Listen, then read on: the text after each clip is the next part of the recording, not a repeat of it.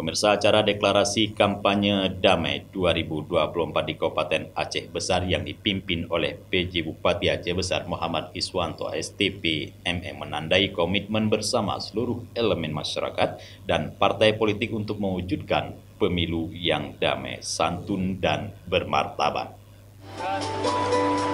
Acara tersebut dilaksanakan di lapangan Bungong Jempa, Kota Janto pada Senin 23 September 2024.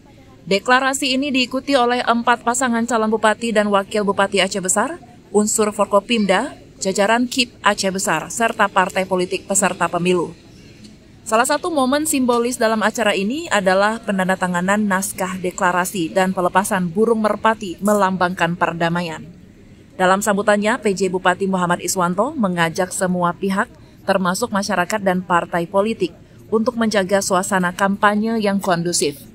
Ia menghimbau agar peserta pemilu fokus pada promosi positif dan keunggulan program, bukan saling menyerang lawan politik. Selain itu, ia berharap kampanye dapat meningkatkan partisipasi masyarakat dalam pemilu dan menciptakan suasana yang aman dan damai. Deklarasi ini, pemirsa, menjadi awal dari upaya menciptakan pemilu yang berkualitas dan bermartabat, sekaligus menjaga keamanan dan ketertiban di wilayah Aceh Besar.